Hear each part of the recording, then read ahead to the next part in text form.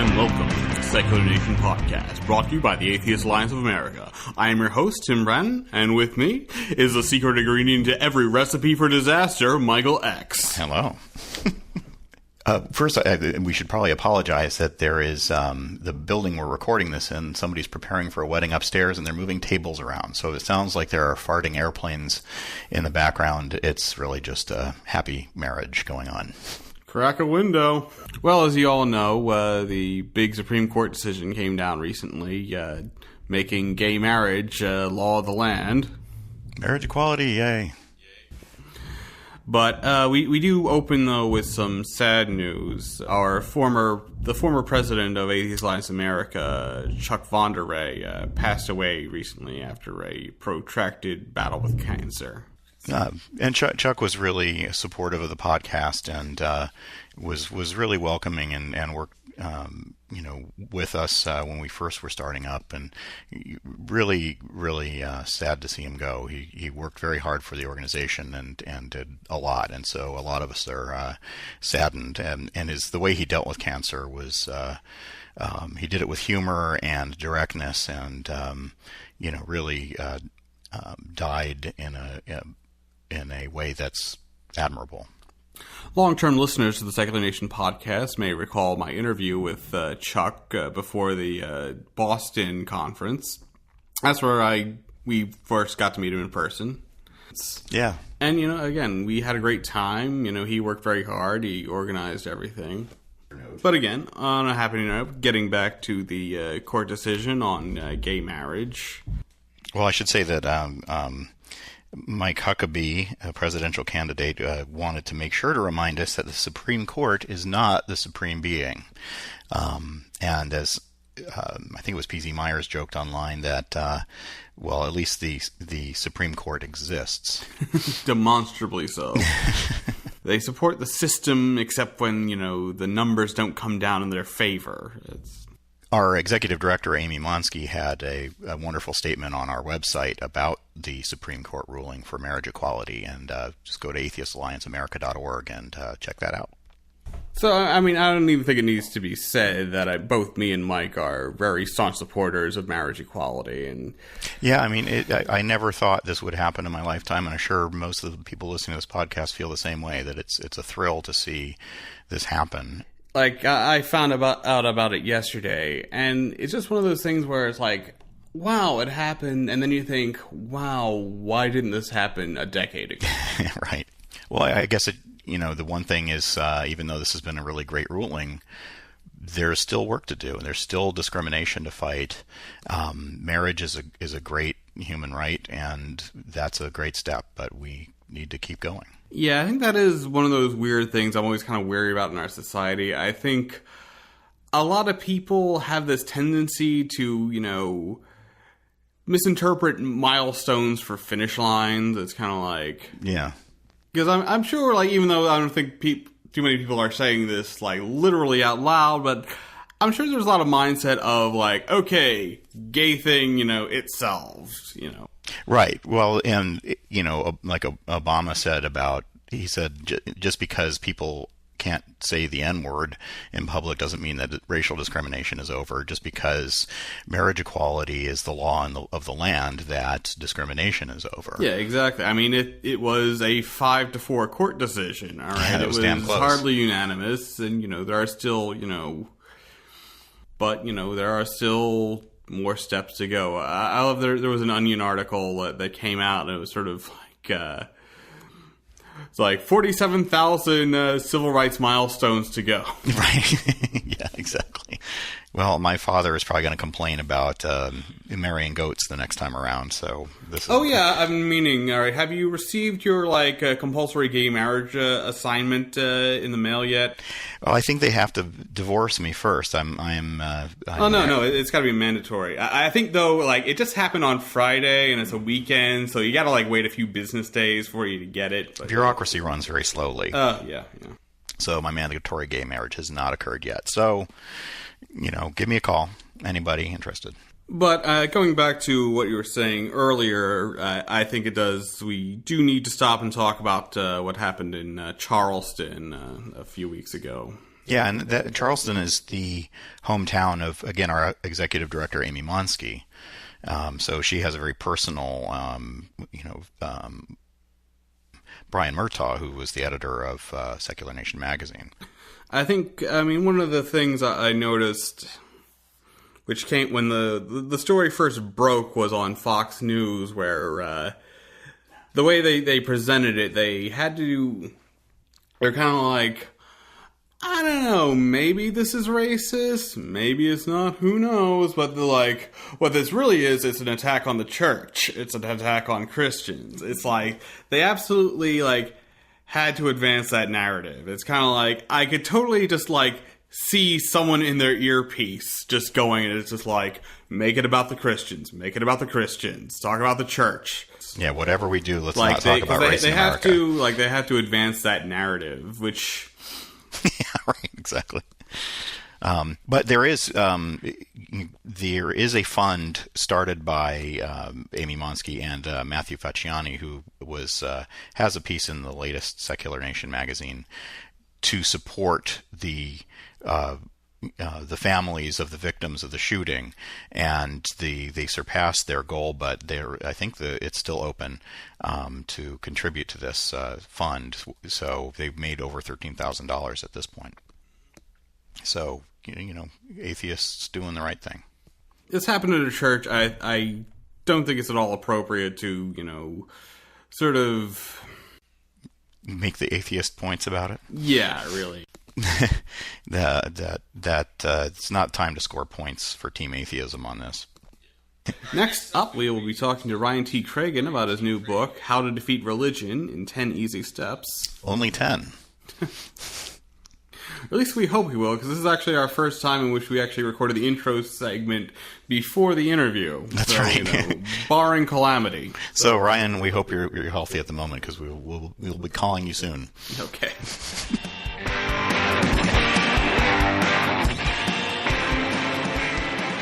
Hello.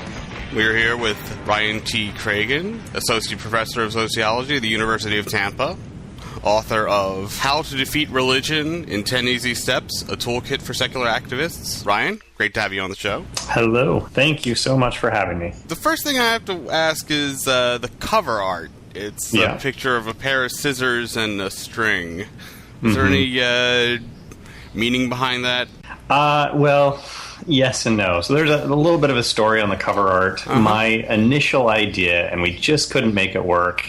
The press was great. They tried really hard, but it didn't work. I wanted a picture of a church on the cover with a for sale sign in front of it. Yeah, that was my idea. Because, that's the point, right? We're trying to defeat religion.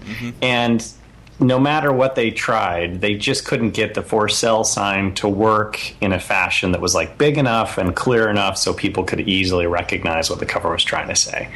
What we went with was this alternative one, which is, we're trying to basically cut off religion, right? So there's a little bit of a metaphor there. We're cutting their lifeline by saying, here are specific steps that you can take as a secular activist to defeat religion, to cut them off. To finish him off. What exactly do you mean by defeat religion? I mean, what are the victory conditions you're trying to lay down here?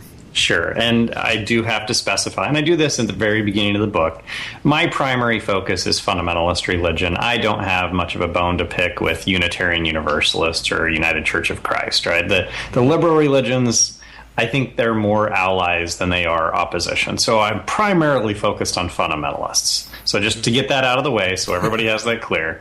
But as far as what I mean by defeat religion, I want religion to be so weakened, right, that at the end of the day, they don't have any influence in politics. They don't have special tax benefits. They don't have a privileged position in society, that we don't work from a normative position that people just assume everybody else is religious. We want to marginalize religion to the point where it's fine if people want to still be religious, but no one assumes that anybody is religious and no one privileges religion in any fashion. And we get to the point where eventually politicians stop pandering to the religious, and on news channels, right? There isn't a representative from some local religion. They don't have a special place anywhere in our society. They're just an ordinary group of, like hobbyists, if you will. That's something they choose to do on their time, and that's fine, but they don't get any benefits or privileges as a result. Christianity buffs. Yes, exactly. What I did like a lot about this book, especially in the opening chapters, you do seem to have a focus more on issues of gender, race, sexuality, and class, as much as attacking religion or criticizing religion. Yeah, absolutely. I think one of the things that secular activists really need to be aware of is the current demographics. So if you look at the demographics of, say, atheists in the U.S., which are a little bit different from the non-religious, but of atheists, they're predominantly white, predominantly male, and predominantly affluent. And that's fine, right? But those are shrinking proportions of the population, particularly being white. Male, not so much. I mean, it's kind of steady, right? But the affluency issue. And so if the non-religious, if atheists, if secular activists want to grow, they need to be thinking long term. They need to be thinking, okay, who can our allies be?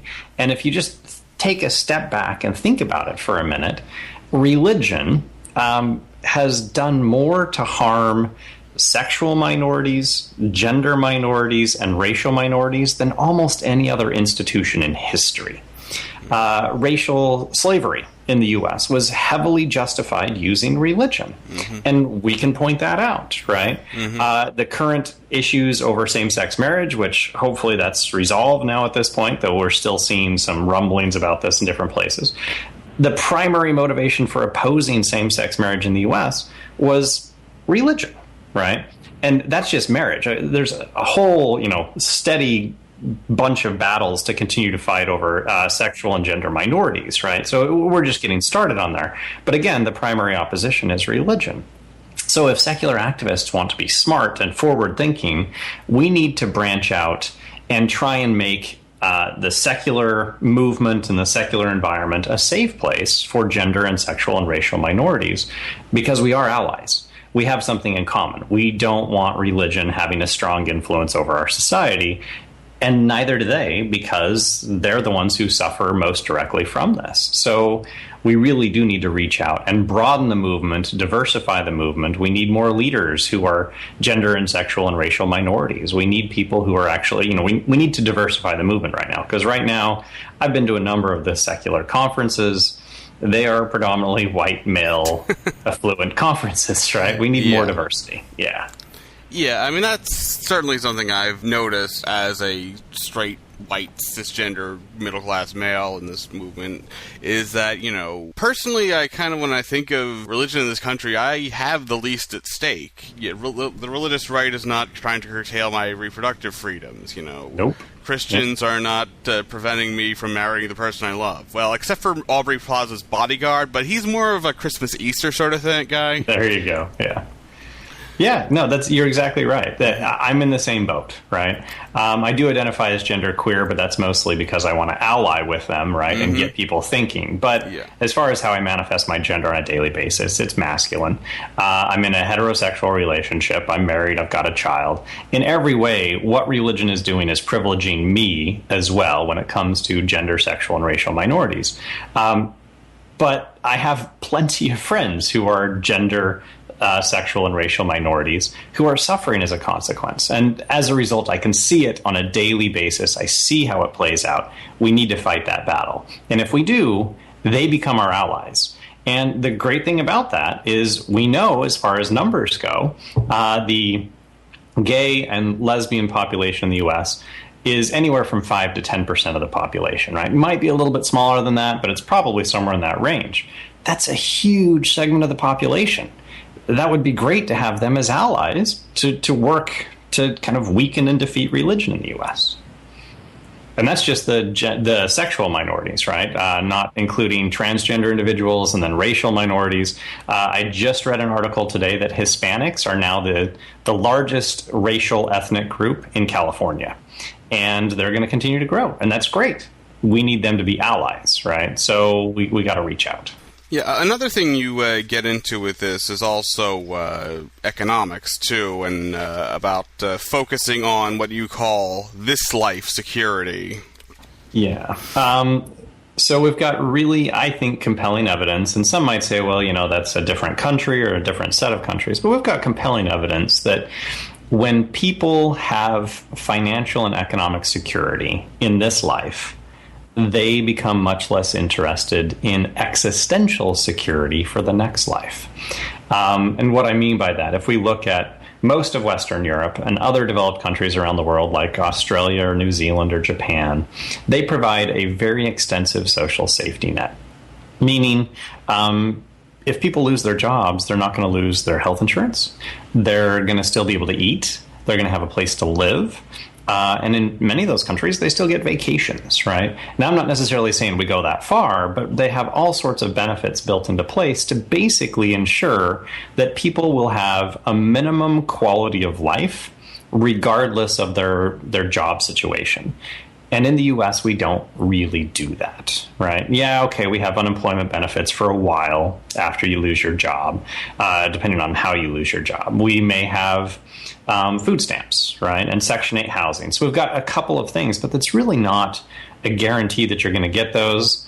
As I like to point out in one of my stratification classes that I teach as a sociologist, the application to get a gun in the U.S. is a single page. The application for food stamps ranges, depending on the state and other issues, anywhere between 7 and 20 pages. And it just reflects like crazy messed up priorities in the U.S., right? That we'll give everybody a gun, but food? No, you don't get food, right? That just makes no sense to me.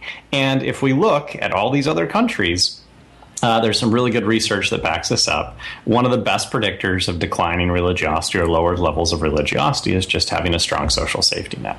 So if secular activists in the U.S. want to defeat religion, to weaken it, one of the best ways to do that is to push for a strong social safety net. What I find a lot of times is that people will look at religion as a silver bullet issue. If we just remove religion, it will remove the problems in society. And I see this mostly manifest is when we talk about Islam as if it is fundamentally, no pun intended, worse than Christianity.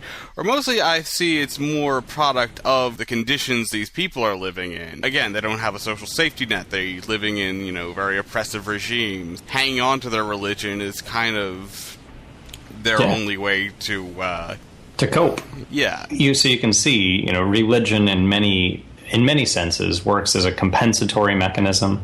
When your life sucks, you turn to religion for hope, right? Not that it's going to make it better right now, but when you die, where do you go, right? You go to this luscious heaven, paradisical glory. So you're gonna get compensated for a shitty life now by having a good life in the future. And that's I get that. Fundamentally, that makes sense. So what's the solution? The solution is not to just say, well, religion's bad. It's to say, well, let's make their life okay right now so they don't have to worry about that. And lots of people have actually tried to suggest, right? Oh, well, if you do get rid of religion, then you get all these benefits. I don't think that that's actually the causal ordering there, right? I think the causal ordering is we give these benefits and people are like, I don't really need religion anymore. I'm good. These are people who are, literally living on a prayer. I mean, other than, aside from the issues of afterlife, the idea of having, a thing you can pray to. So, to make sure that check clears the bank, to make sure you don't have any major disasters between paychecks. Right. Yeah. No, it's very clearly a lack of autonomy, too, right? Mm-hmm. When you don't have that much control in your life, then you look for things to give you control, a sense of control, even if you don't actually have it. It's one of the reasons why we know that farmers internationally are actually more religious than, say, lawyers or doctors, right? Because at the end of the day, who has the control over the outcomes of their financial stability? Well, farmers don't, because they're reliant upon the weather. Yeah. And if the weather doesn't cooperate, well, then they're screwed. So what do? You turn to someone who can actually help. You think, right, can help, and that's deity. Mm-hmm. So it's an issue of autonomy. You're absolutely right. Autonomy matters a lot for people. Lottery in June, corned beef heavy soon. There you go. Yeah, absolutely. But going back sort of with the culture of atheism, I do sometimes feel there is a lot of focus on debate, and I don't at all want to disparage debate. I enjoy it. I think a lot of times it's sort of people think of it as the focus of the thing that we do. Right. Where, again, I think there needs to be more focus on community. Mm-hmm. Absolutely. There's not a lot of evidence that debates are actually effective at changing people's minds. What ends up happening, and there's a lot of evidence from psychology to suggest this, that when you get into a debate with somebody, basically it involves attacking. And when somebody attacks you, your first inclination is to defend. So when we debate, what we do most of the time, right, and don't get me wrong, I think people who witness the debate, sometimes they benefit from the debate. But when you are in a debate with somebody else, basically you're strengthening their belief system. They're figuring out the best ways to defend what it is they believe.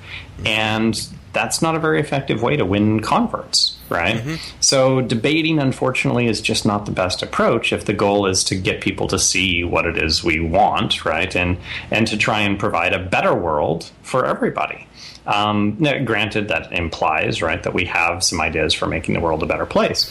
I think we do. I certainly lean on that side. But debating just isn't that effective. Now, that said, I'm not saying the debates are bad, right? I'm fine with debates, just so long as we understand what they're accomplishing, which is, a sounding board, a chance to kind of throw ideas at each other, but it's not really, as long as you realize the end goal is not to convert them, because you're not going to.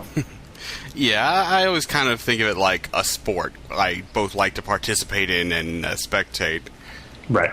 Yeah, I would totally agree with that. Are there going to be winners? Maybe, maybe not. Right? Usually, each side thinks they won, but you're not going to be very successful at convincing other people of your opinion. Generally, that's how it works. Now, earlier when you were talking about just the idea of the privileges that religion has in our society, especially when it's how it relates to our government. I was wondering if you get more into that. There are a number of formal privileges, and then there are some informal privileges, and I think both matter. I've written a fair amount about the tax benefits that religions get, and they get them, and this is an important point that I think everybody who's thinking about these issues needs to realize. Religions get tax benefits not because they're charitable institutions. That's not the basis of their tax benefits. It's because they're religions.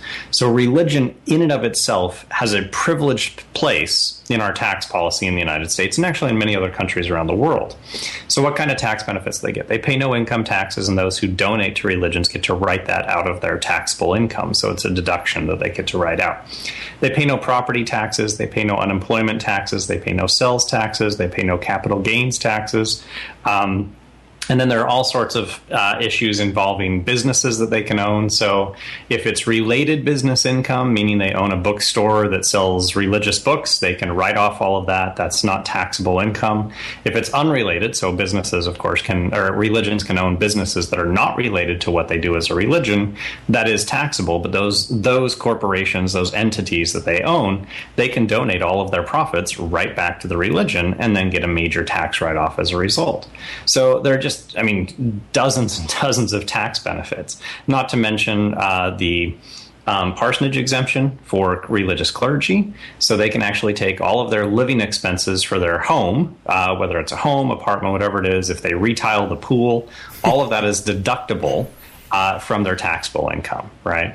So all of this is basically, if you think about it in a certain way, it's a subsidy to religions. We're basically saying religions don't have to pay any of these. And those are all formal privileges that religion has. In a sense, we're basically saying we are going to give religion all of the support because we think religion is a good thing. And I have issues with that, right? As my previous book, What You Don't Know About Religion But Should, illustrated. Fundamentalist religion in particular is not a net benefit for society, and neither is moderate religion. Liberal religions, I can't really argue against that one. Just looking at the numbers, it seems fine. But if we could take those formal privileges away, that would be nice. Now, what about the informal privileges? We know this, and again, there's no formal policy in most states anymore. Some states still have this, but atheists can't really run for political office in the U.S. and have any real chance of winning just because of informal prejudices that people have against atheists or agnostics or secular people. Are there a few who have won? Sure, but it's really, really hard because of religious privileging. Then there are all sorts of other, there's plenty of actual discrimination, like physical discrimination that atheists experience, and I've written about this in some of my papers. But a lot of times it's just informal things, right? So let's say you were raised religious and you've since left. You go back home for some event, and they're going to say a prayer. And the assumption is just that you're going to bow your head and let everybody pray. Right? No one will even ask, is it cool if we say a prayer? Would you like to step out? Right? It's just an assumed position of, hey, we're going to pray. You have to put up with it. Right? Okay, well, that's not a huge deal, right? But what about when you're in the hospital and the chaplain stops by and says, hey, would you like someone to pray with you? Why are you assuming that I'm religious? That's, again, just religious privileging in very informal and subtle ways. And most people would say, oh, come on, that's not a big deal. Well, it is kind of a big deal because, one, we're privileging religion in very explicit ways. But two, what if, we change the religious privileging to racial privileging or sexual privileging or gender privileging? Then people go, oh, well, I guess that is kind of a big deal, right? So when you just switch it a little bit and say, yeah, these are all the privileges that religion gets in society, informal and formal, it's time to fight those. We need to get rid of those.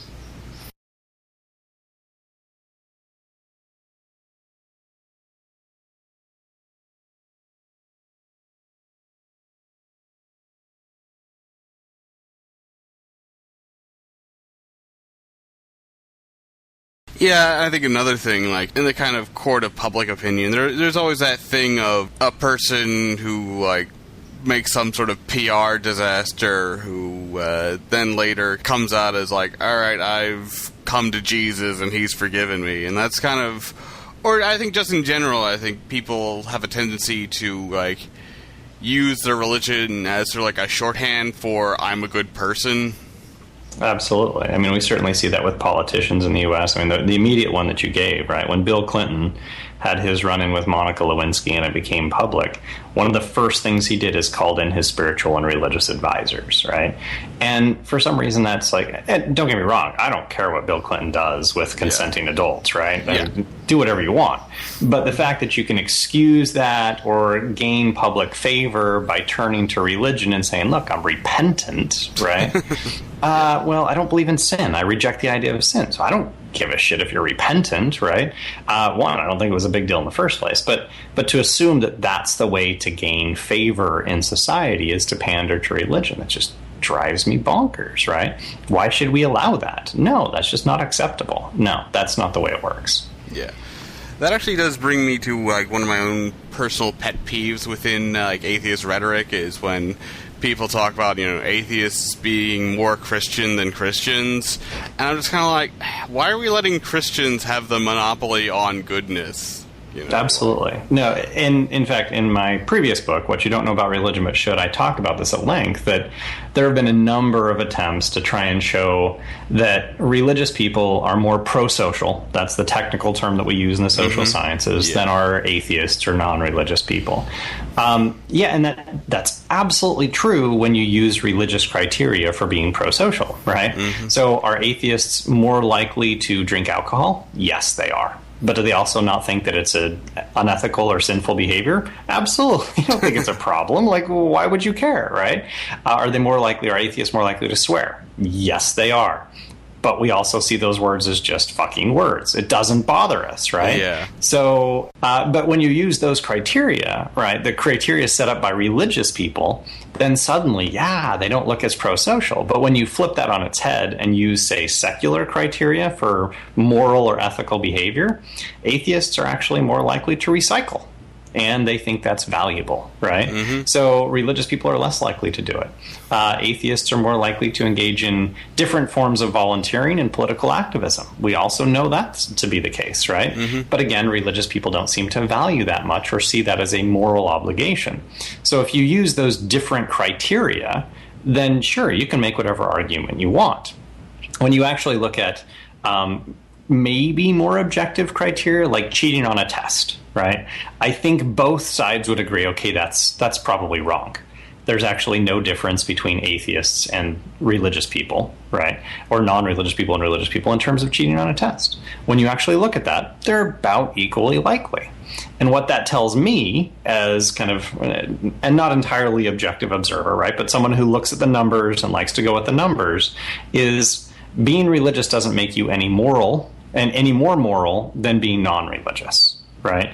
That has no bearing really on morality. There are all sorts of other issues that tie into morality. You can be just as moral being non-religious as you are being religious. It doesn't change anything unless you want to throw in, well, these are the things that we value as morals, right? And then it gets far more complicated. So if we try to change the definition of Christian to be like a dick, just be like, dude, you're being a real Christian right now. Could you cool it down? Yeah, you certainly could, right? Again, the idea that Christian is somehow this positive term, right, that implies some sense of moral superiority, that's completely socially constructed. There's no evidence that Christians are any more morally superior than anybody else. And that's one of those things that we just need to topple over, right? All of these kind of faux beliefs that people have. No, just because you're Christian doesn't mean you're somehow morally superior. It has no bearing on morality.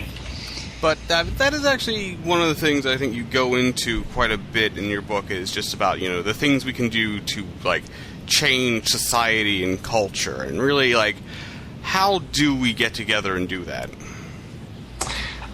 Great points. As far as, like, specific things, I mean, obviously the book has 10 steps and there are tons of things we could talk about, but there are a number of maybe just kind of simple things that I think we could do as secular activists, right, to really make a difference. So I'll touch on a couple.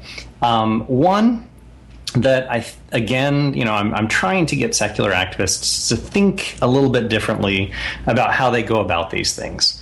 One of them is to take a playbook, take a page out of the playbook of the Catholic Book of Conquest, which doesn't exist, but I think should. And instead of fighting religious holidays, we take them over. Okay. And what I mean by that, there's a term that we use, it comes out of religious studies, but the term is syncretized. And what it means is basically, as religions have evolved over time, they've stolen ideas from other religions and from other cultural ideas, and they've co-opted them, right? This is where you get your saints in Catholicism. Those are all pagan deities that have been co-opted over time. And this has happened for thousands of years. If secular activists want to defeat religion, we have to really steal that page. There's no way that we're getting rid of Christmas. Okay, Christmas, we can't kill Christmas. There is no war on Christmas, right? There may be some atheists, right? I know a few. Shout out to Tom Flynn, right? Mm-hmm. He never celebrates Christmas. He's always in the office that day, and that's great. Props to him if that's what he wants to do. But come on, we all know that Christmas now is such a big commercial holiday. Everybody likes it. That's fine. We just give into it. But what we need to do is go beyond giving into Christmas. We need to take it over. We need to out-Christmas the Christians, okay? We need to, and when I say that, I literally mean we should take the music and rewrite it. And I've done this in the book. I took one of the songs, Silent Night, and I rewrote the lyrics to remove all references to Jesus. And now it's using the exact same melodies. It's not critical of religion. There's nothing inherently critical about it. It's all about, hey, let's celebrate babies and birth, right? That's fine. You know, and not everybody's going to get behind that either, but it's a cute little song. So we get to keep the melodies, we just change the meaning. This is straight out of the Catholic playbook of conquest, right? We're taking the things that already exist that we're not going to get rid of. We're not going to get rid of holidays, right? Easter is going to be here forever. Christmas is going to be here forever. Halloween, we've already largely done it, right? But it's still the same idea. Thanksgiving still has Protestant roots, right? So it doesn't have the actual roots that most people think. But all of these religious holidays, we can basically co-opt them. And I even say, like with Ramadan, right? We could do Ramadan too.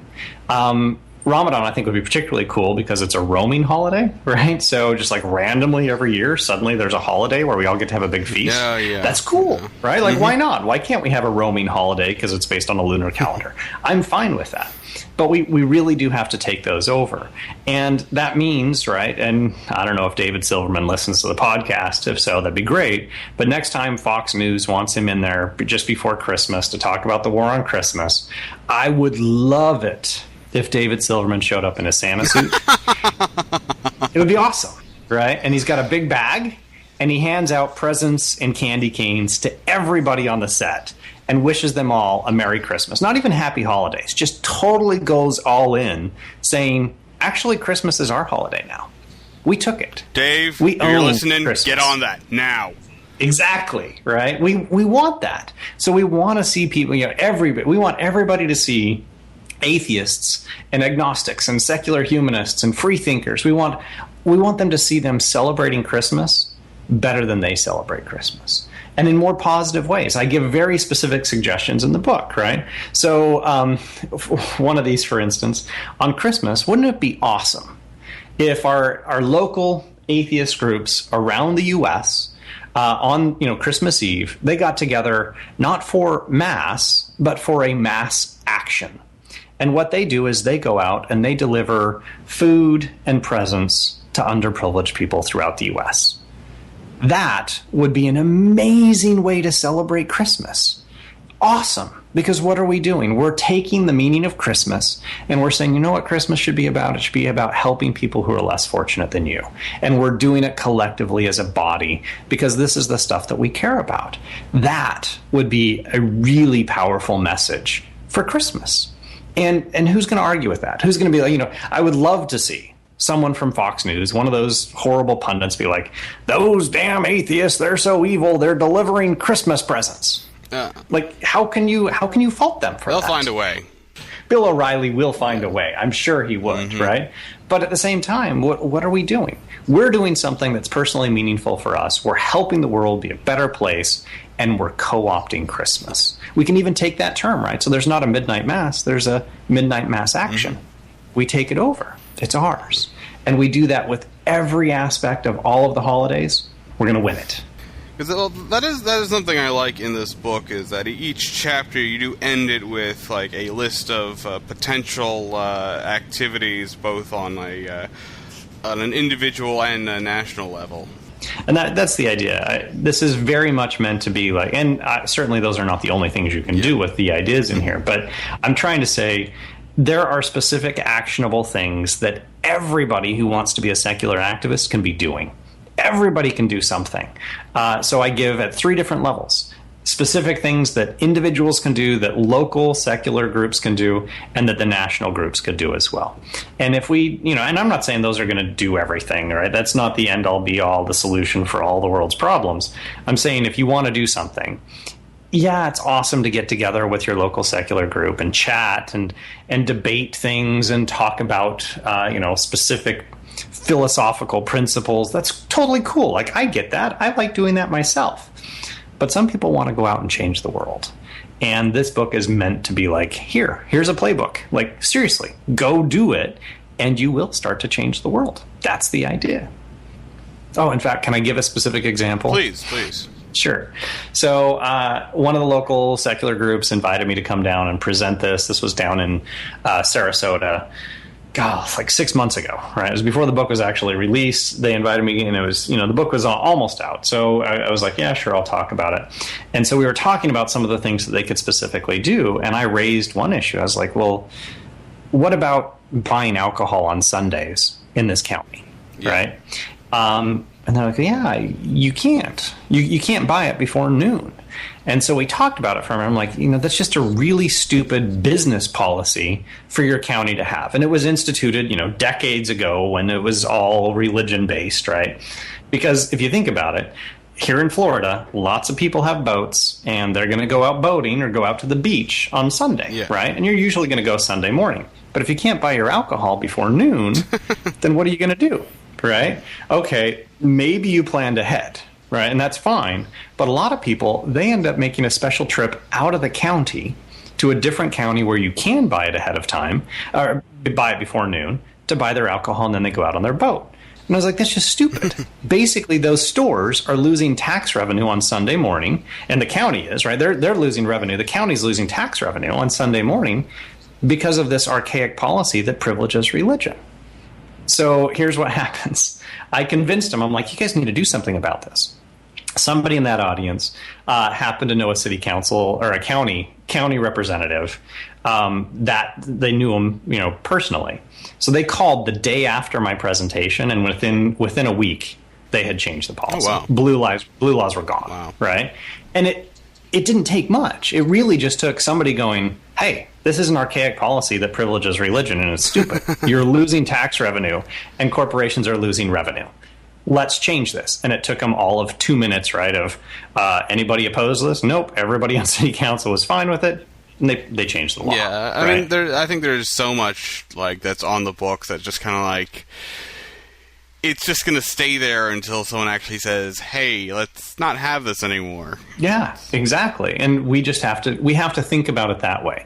What are specific actionable things that we can go and do that get rid of religious privileging? And I'm not saying everybody should go out, buying alcohol at 11 a.m. on Sunday mornings. That's not what I'm encouraging. I'm saying, let's get rid of the stupid policy that privileges religion. It shouldn't be there. It's pointless. All right, well, Ryan, it's been great talking to you. That's RyanTCragun, author of How to Defeat Religion in 10 Easy Steps. Thank you for having me. This has been loads of fun. I hope people enjoy the book. Thank you. Is there any other website or anything you want to plug?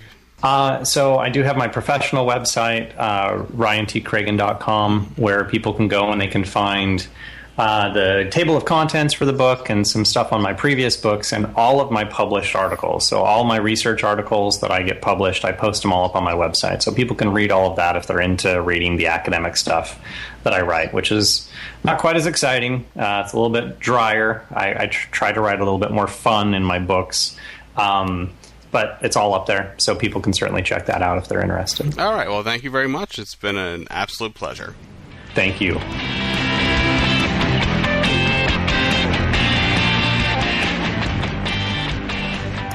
This is the Secular Nation Podcast, signing out.